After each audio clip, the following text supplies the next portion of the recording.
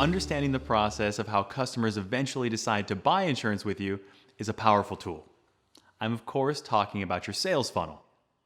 It outlines the different phases that customers go through when interacting with your agency or a specific producer. Those phases include awareness, interest, decision, and purchase.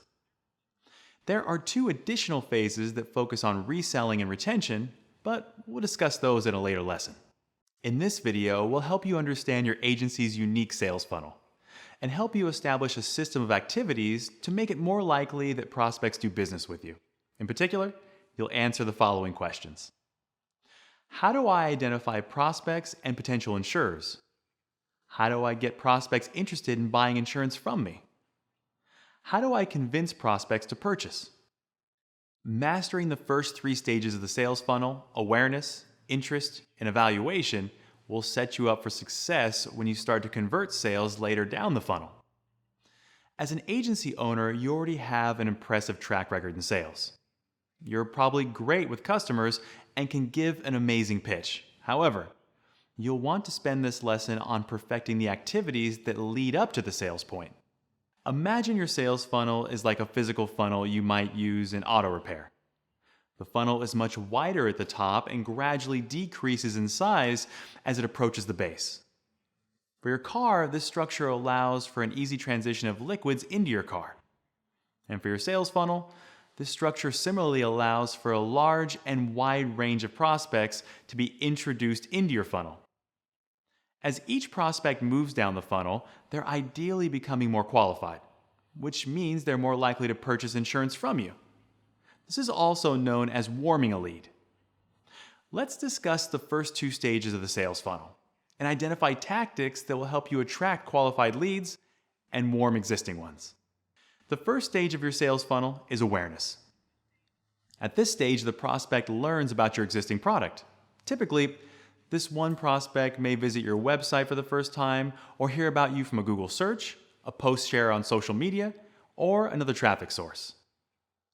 In the awareness stage, it's extremely important to have a clear picture of your target customer. Your target customer is a broad group of potential customers defined by a range of behaviors and characteristics. For example, for your agency, the target customer might be businesses with 10 or fewer employees with at least $100,000 in annual revenue. In other words, your target customer is a group that is most likely to purchase insurance from your agency. If you don't have a clear picture of your target customer, you'll be investing lots of time and resources into marketing efforts that yield leads who are unlikely to buy insurance from you. To define your target customer, we recommend completing a questionnaire and try and understand their biggest problems. Here are a few questions we recommend you start with. Are my customers new or established businesses? What geographic locations are most represented? What industries are most represented, i.e., restaurants, banks, hospitality? Are my customers coming as a result of an event, such as a bad experience with another agency or a flood at their location? How much revenue does my target customer make? This activity is about specifying exactly what you do and who you want to work with. This is called identifying a product market fit. Your insurance lines and the services you provide need to be aligned with a larger, hopefully very large, group of potential customers who want to take advantage of what you have to offer. Insurance agents typically offer more than one type of coverage. While this diversifies your portfolio and can make you more business, it doesn't mean you should marketing yourself as such. As the saying goes, good at everything, great at nothing. You can expect your prospects to think the same when finding out you offer multiple types of insurance. Instead, aim to position yourself as a specialist. This brings us to the second stage of the sales funnel, which is interest. At this stage, the prospect is actively looking for solutions to their problems.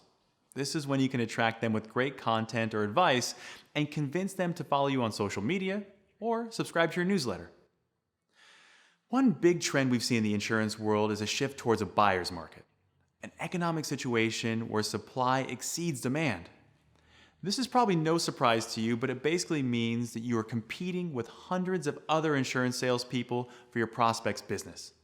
To accommodate this shift, it helps to position your sales efforts as consultative.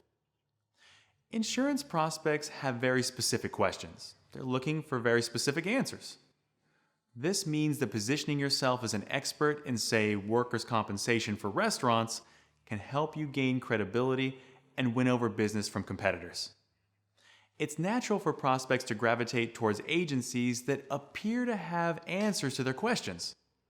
This is the value you want to create and provide for everyone in your sales funnel. One piece of content to have during the interest phase includes case studies or testimonials. Your goal in this phase is to let prospects know that you work with similar businesses all the time. This is important because it allows prospects to feel more comfortable purchasing from your agency. So, how do you get case studies or testimonials? Start with your online reviews.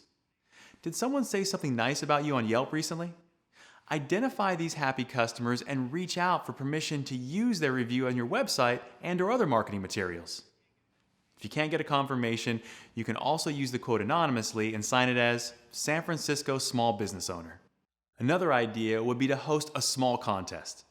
While we don't recommend offering prizes in exchange for reviews or testimonials, you can run a contest where you ask customers to complete a feedback survey.